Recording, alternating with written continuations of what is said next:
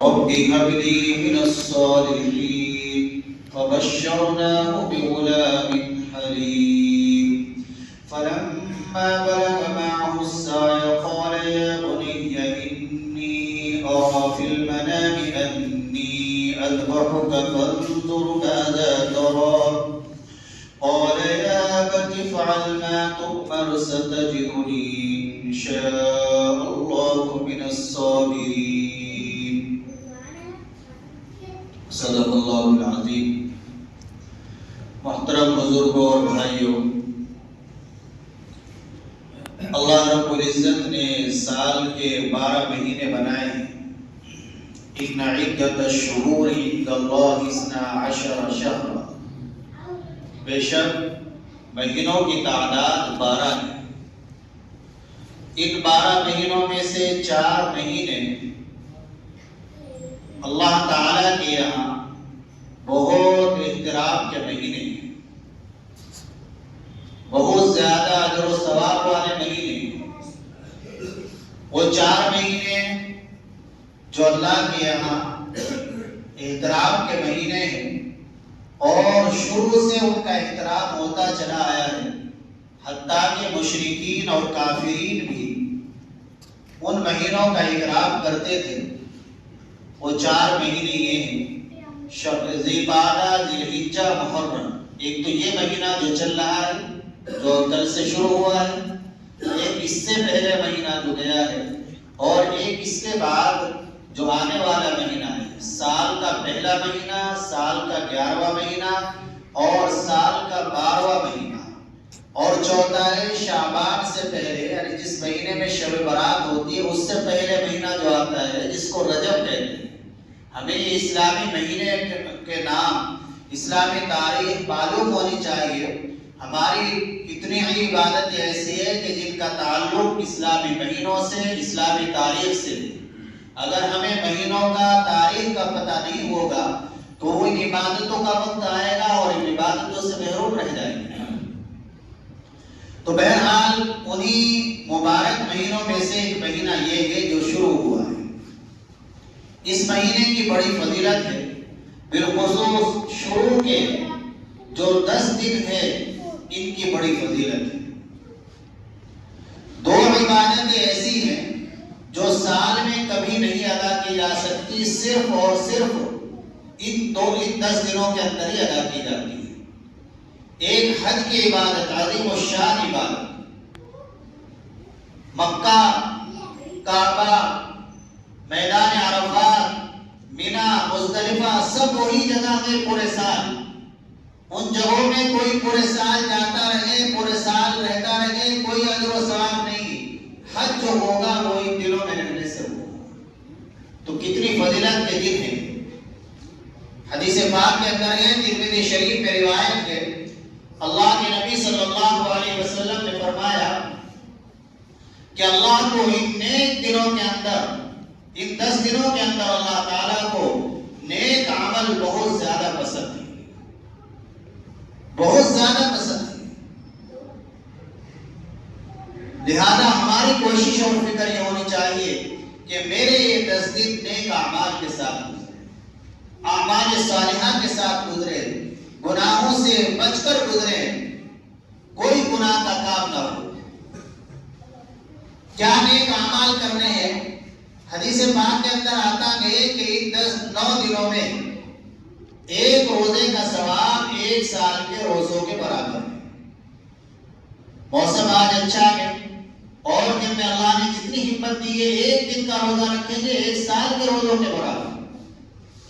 اور خاص طور سے 9 ذی الحجہ کے بارے میں، بقرعید سے پہلے کا جو دن ہوتا ہے اس کے بارے میں حضرت ابو قتادہ رضی اللہ تعالی عنہ فرماتے ہیں، اللہ کے نبی صلی اللہ علیہ وسلم نے ارشاد فرمایا، صیام یوم عرفہ انی احتسب علی اللہ ان یکفر السنۃ التي قبل والسنۃ التي بعد، او کما قال علیہ الصلوۃ والسلام، کہ جو آدمی یوم عرفہ کا روزہ رکھے گا، 9ویں تاریخ کا روزہ رکھے گا، بقرعید سے 1 دن پہلے کا روزہ، تو مجھے اللہ کی ذات سے امید ہے کہ اللہ 1 سال کے پچھلے اس کے گناہ معاف فرما دیں گے، 1 سال کے اگلے گناہ معاف فرما دیں۔ کتنی بڑی فضیلت!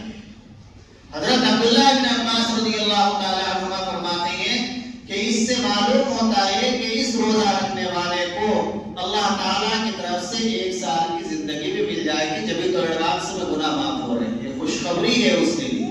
اس حدیث میں یہ بھی نکتہ کہ یہ باریکی ہے، حضرت شیخ زکریا نفر اللہ مرقدہ نے بخاری شریف کی شرح لکھی ہے لامع الدراری، اس میں یہ بات حضرت نے لکھی اس کے حاشیے میں۔ تو ایک کام تو یہ کرنا ہے ہمیں کہ ان دنوں کے اندر جتنی اللہ ہمت دے ہم روزوں کا اہتمام کریں، اور دوسرا کام جو خاص طور سے ان ایام میں کرنا ہے وہ ہے تکبیر تشریق کا پڑھنا۔ اللہ اکبر اللہ اکبر لا الہ الا اللہ واللہ اکبر اللہ اکبر وللہ الحمد۔ 9 ذی الحجہ کی فجر سے لے کر 13 ذی الحجہ کے عصر تک تو ہر نماز کے بعد پڑھنا واجب ہے، ضروری ہے، لیکن ابھی چاند دیکھنے کے بعد سے ابھی سے آپ پڑھنا شروع کر دیں، یعنی نماز کے بعد ہی، نماز کے بعد بھی، چلتے پھرتے بھی، آپ کھیت میں کام کر رہے ہیں، بازار میں کام کر رہے ہیں، آپ تکبیر تشریق کا ورد رکھیے۔ حضرات صحابہ اکرام رضی اللہ تعالیٰ عنہ بازار میں تشریف لے جاتے اور زور زور سے یہ تکبیر پڑھتے تھے، اللہ اکبر لا الہ الا اللہ واللہ اکبر اللہ اکبر وللہ الحمد۔ ان کی آواز کو سن کر دوسرے حضرات بھی پڑھنے لگے۔ حضرت عبداللہ بن عمر خاص طور سے تشریف لے جاتے ہیں۔ تو ہمیں اس کا ورد رکھنا ہے، آج سے ہی ہم اس کو پڑھنا شروع کر دیں۔ چاند دیکھنے کے بعد سے وہ حضرات شروع کر دیتے تھے۔ تیسرا عمل خاص طور سے ان دنوں کا یہ ہے کہ جب چاند نظر آ جائے تو خاص طور سے وہ حضرات جن کا قربانی کا ارادہ ہے تو وہ پھر اپنے بال اور ناخن نہ کاٹے جب تک کہ قربانی نہ کر لے۔ اللہ کے نبی صلی اللہ علیہ وسلم نے یہ بھی فرمایا اس سے حاجیوں کے ساتھ مشابہت ہوگی، اجر و ثواب ملے گا، لہذا یہ بھی ایک مستحب عمل ہے، اس پر بھی عمل کرنا ہے۔ اور چوتھا عمل جو اہم ترین عمل ہے وہ ہے قربانی کا۔ قربانی ایک عظیم الشان عبادت ہے۔ حضرات صحابہ اکرام رضی اللہ عنہم نے نبی پاک صلی اللہ علیہ وسلم سے معلوم کیا، ما ہی الاضاحی یا رسول اللہ، اے اللہ کے رسول یہ قربانی کیا چیز ہے؟ یہ قربانی جو کرتے ہیں یہ کیا چیز ہے؟ تو نبی پاک صلی اللہ علیہ وسلم نے فرمایا سنت ابیکم ابراہیم علیہ السلام، یہ تمہارے باپ ابراہیم علیہ السلام کی سنت ہے۔ صحابہ نے عرض کیا ہمارے لیے کیا ہے، ہمیں کیا ملے گا؟ نبی پاک صلی اللہ علیہ وسلم نے فرمایا قربانی کے جانور کے جسم پر جتنے بال ہوتے ہیں ہر بال کے بدلے نیکی ملے گی، ہر بال کے بدلے نیکی ملے گی۔ آپ ایک بکرے کے بال ہم سب مل کر نہیں گن سکتے کتنے بال، تو اشارہ یہ تھا کہ اللہ کی طرف سے اس پر بے شمار نہیں کیا، بے شمار اجر و ثواب ہے۔ اور یہ قربانی حضرت ابراہیم اور اسماعیل علیہ السلام کی ایک یادگار ہے۔ جو آیات قرآن کریم کی پڑھی ہے اس میں اس واقعے کو بیان کیا گیا ہے۔ حضرت ابراہیم علیہ السلام کا اصل وطن عراق، عراق سے حضرت ابراہیم علیہ السلام نے ملک شام کی طرف ہجرت کی تو اس وقت اللہ سے عرض کیا وقال انی ذاہب الی ربی صحتی رب هب لی من الصالحین، اب تو میں اپنے پروردگار کی طرف جا رہا ہوں، میرا پروردگار ہی مجھے صحیح جگہ پر لے جائے گا۔ اور اس وقت تک کوئی اولاد نہیں تھی، اللہ سے دعا کی یا اللہ مجھے نیک صالح اولاد عطا فرما۔ اللہ کی رحمت سے امید نا امید نہ ہونا چاہیے۔ اللہ کی رحمت سے لاکھ ڈاکٹر جواب دے دے لیکن انسان اللہ کی رحمت سے امید رکھے، یہ اولاد اللہ کی ایسی نعمت ہے جو خالص اللہ کے فضل سے نصیب ہوتی ہے، نہ مال سے ملتی ہے نہ طاقت سے ملتی ہے۔ اللہ سے مانگے، دعا کر رہے رب هب لی من الصالحین، یا اللہ مجھے نیک اولاد عطا فرما۔ دیکھیے بیوی بانجھ ہے، بیوی ساتھ، اب اللہ نے کیا نظام کیا؟ حضرت ابراہیم علیہ السلام اپنی بیوی کے ساتھ مصر سے گزرے۔ اس وقت مصر کا جو بادشاہ تھا ظالم، بہت ظالم تھا، اتنا ظالم تھا کہ اس کے ملک سے اگر کوئی اپنی بیوی کے ساتھ گزرتا تو وہ مرد کو قتل کرا دیتا تھا اور عورت کو اپنے پاس رکھ لیتا تھا۔ حضرت ابراہیم علیہ السلام کی بیوی حضرت سارہ انتہائی خوبصورت تھی، تو بادشاہ کے جو کارندے تھے انہوں نے حضرت ابراہیم علیہ السلام سے معلوم کیا یہ کون ہے، تو حضرت ابراہیم علیہ السلام نے فرما دیا میری بہن، دین کے اعتبار سے بہن تھی، چونکہ بادشاہ کا اصول تھا کہ اگر بھائی صاحب کو، بھائی بہن کو، تو پھر بھائی کو قتل نہ کرنا، لیکن وہ حضرت سارہ کو گرفتار کر کے بادشاہ کے پاس لے گئے، ظالم بادشاہ نے۔ اس ظالم بادشاہ نے حضرت سارہ کو دیکھا تو بدنیتی سے حضرت سارہ کی طرف ہاتھ بڑھایا۔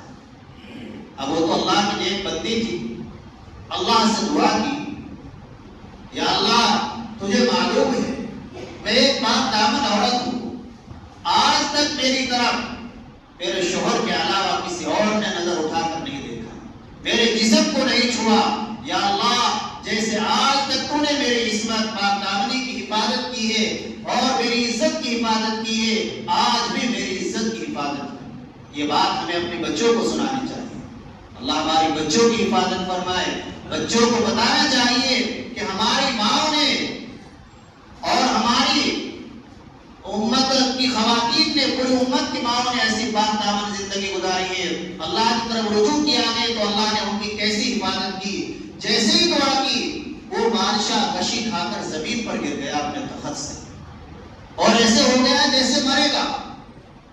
تو حضرت سارہ کو خیال آیا اگر یہ ظالم مر گیا تو اس کا الزام میرے اوپر لگ گیا۔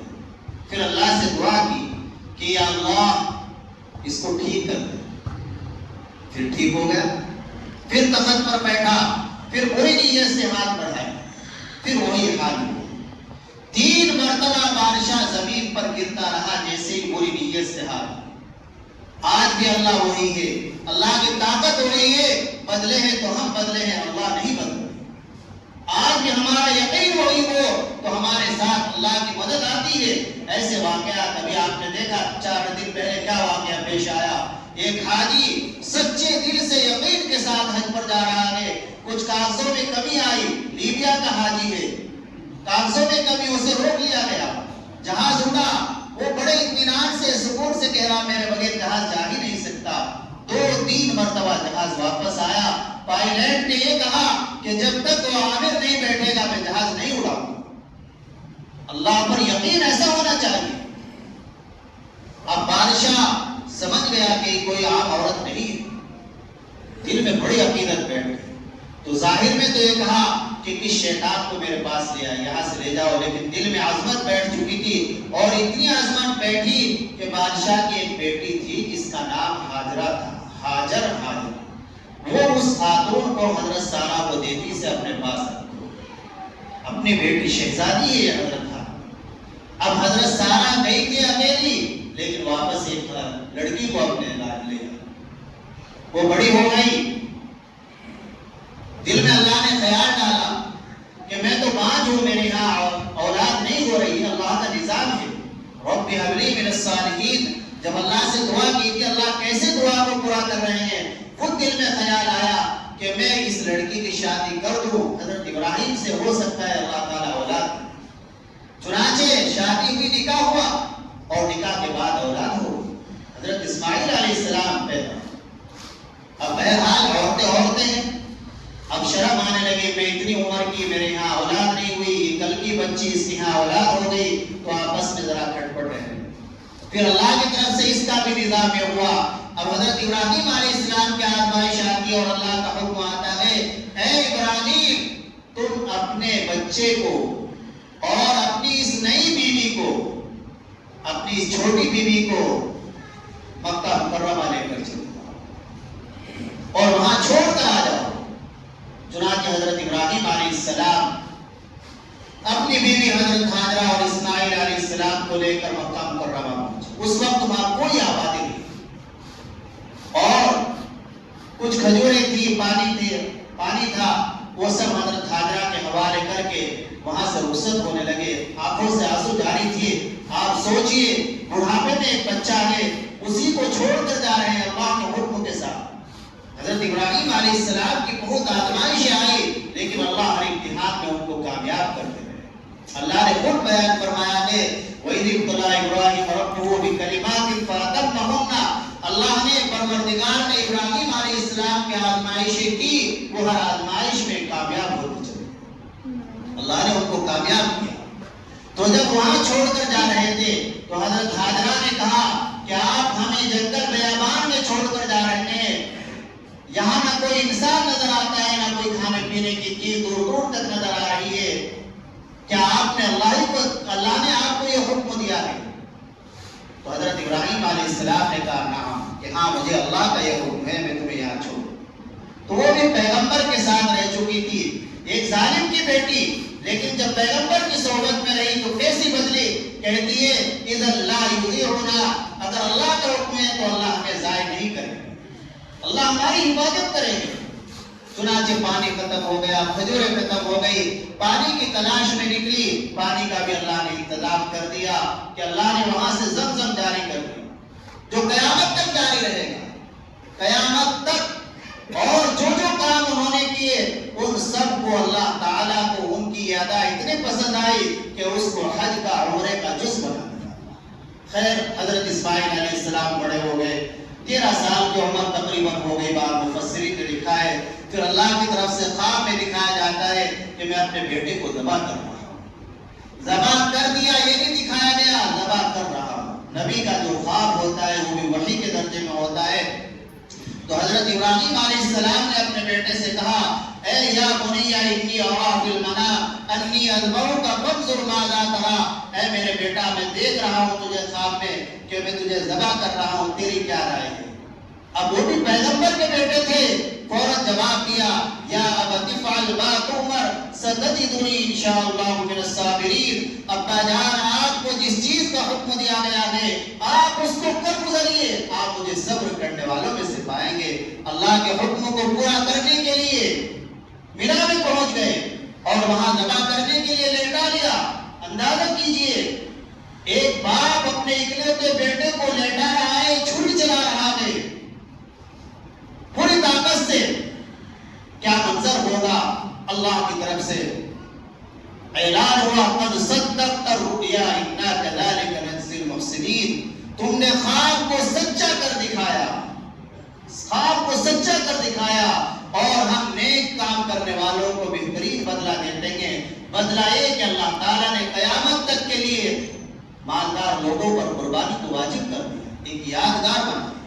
اسی جذبے کے ساتھ قربانی کرنی چاہیے اور کوشش یہ کرنی چاہیے, اللہ نے گنجائش دی ہے تو اچھے سے اچھے قربانی کریں. ایک بات تو یہ قربانی سے متعلق کرنے تھی.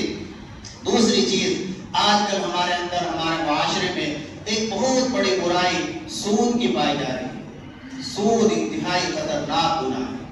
اللہ نے فرمایا فَإِن لَمْ تَفْعَلُوا فَأْذَنُوا بِحَرْبٍ مِّنَ اللَّهِ وَرَسُولِهِ. 2 گناہ ایسے ہیں کہ جن کا کرنے والا اللہ اور اللہ کے رسول سے دشمنی کرنے والا ہے اور اللہ اور اللہ کے رسول سے جنگ کرنے والا ہے. اللہ بچائے ہم سب کو, پوری امت کو بچائے. ایک تو یہی سود کا گناہ, جو آدمی سودی کام کرتا ہے. آج ہماری امت کو, پوری امت کو, ہماری قوم کو سودی معاملات میں پھنسایا جا رہا ہے. ایک فلانے کے طرح کی اسکیمیں نکالی جا رہی ہے, طرح کی کمپنی آ رہی ہے کہ کسی طرح اس قوم کے پیٹ میں سود کا لقمہ پہنچ جائے جس سے اس کی دعا کا اثر ختم ہو جائے, اس کا ایمان کمزور پڑ جائے. لہذا ہمیں اس سے بچنا ہے. اللہ فرما رہے ہیں اگر سود سے باز نہیں آتے تو اللہ اور رسول سے جنگ کرنے کے لیے تیار ہو جاؤ. سود کا لینا بھی حرام ہے, سود کا دینا بھی حرام ہے, اس کا لکھنا بھی حرام ہے, اس کے لیے گواہ بننا بھی حرام ہے. لعنت ہے اس پر, اللہ کے رحمت سے دور ہے. لہذا اس سے بچے, اپنے معاشرے کو پاک صاف کرے. اور دوسرا گناہ حدیث قدسی میں ہے, اللہ تعالیٰ فرماتے ہیں من عاد لی ولیا فقد آذنته بالحرب. جو میرے کسی ولی سے, کسی عالم سے دشمنی رکھے گا میں اس کے ساتھ اعلان جنگ کرتا ہوں. لہذا سود کا کام کبھی نہ کرنا, سود میں کسی کا گواہ نہ بننا, اس میں کوئی تعاون نہ کرنا اور کسی عالم سے دشمنی نہ رکھنا. عالم سے دشمنی ایسی ہے جیسے اللہ کے ساتھ اعلان جنگ ہو, اعلان جنگ کر رہے ہوں. جن علماء کے پیچھے ہم نماز پڑھتے ہیں, اللہ کے نبی نے تو یہ فرمایا من صلى خلف عالم تقي فقد صلى خلف فكأنما صلى خلف نبي، جس نے کسی عالم کے پیچھے نماز پڑھی متقی پرہیزگار کے، وہ ایسا ہے جیسے نبی کے پیچھے نماز پڑھی۔ اور اس کا گناہ علماء نے لکھا ہے، جو کسی عالم کو ستاتا ہے، دشمنی رکھتا ہے، اللہ تعالیٰ اس کی نسلوں سے دین کو، علم کو ختم کر دیتے ہیں۔ دو باتیں ہو گئی۔ تیسری اور آخری بات یہ ہے کہ جمعے کے دن عام طور سے ہمارے بھائی ایسا کرتے ہیں کہ 2 فرض پڑھے اور چلے گئے، یہ بھی بہت غلط بات ہے۔ یہ سنت مؤکدہ ہے، جمعے کی نماز سے پہلے کی 4 سنت، یہ بھی سنت مؤکدہ، 2 فرضوں کے بعد 4 سنت مؤکدہ، 2 سنت مؤکدہ۔ سنت مؤکدہ اگر ہم چھوڑیں گے تو گناہ ہوگا، اور حدیث شریف میں جو آدمی ان سنتوں کو چھوڑتا ہے وہ اللہ کے نبی کی سفارش سے محروم رہے گا۔ ہمارے پاس ہے ہی کیا، اسی کے سہارے تو ہم جی رہے ہیں، تو جب اللہ نے مسجد میں بھیج ہی دیے تو انشاءاللہ مکمل نماز پڑھ کر جائیں گے۔ ایک چھوٹا سا عمل ہے حدیث شریف میں جمعے کے دن کے بارے میں کہ جو آدمی جمعے کے دن 7 مرتبہ قل هو اللہ پڑھے، بسم اللہ سمیت، اللہ کا شکر سب کو یاد ہے، قل هو اللہ احد اللہ الصمد پوری سورت، اور 7 مرتبہ بسم اللہ سمیت قل اعوذ برب الفلق پڑھے پوری سورت، اور 7 مرتبہ بسم اللہ سمیت قل اعوذ برب الناس۔ ماشاءاللہ ہے، سب کو یاد ہوگی یہ تینوں سورت، یاد ہے نا؟ 7 مرتبہ قل هو اللہ، 7 مرتبہ قل اعوذ برب الفلق، 7 مرتبہ قل اعوذ برب الناس، ہر مرتبہ بسم اللہ پڑھنی۔ فائدہ کیا ہے؟ اللہ کے نبی نے یہ فائدہ بتلایا۔ پوری دنیا جھوٹی ہو سکتی ہے، اللہ کے نبی کا فرمان جھوٹا نہیں ہو سکتا۔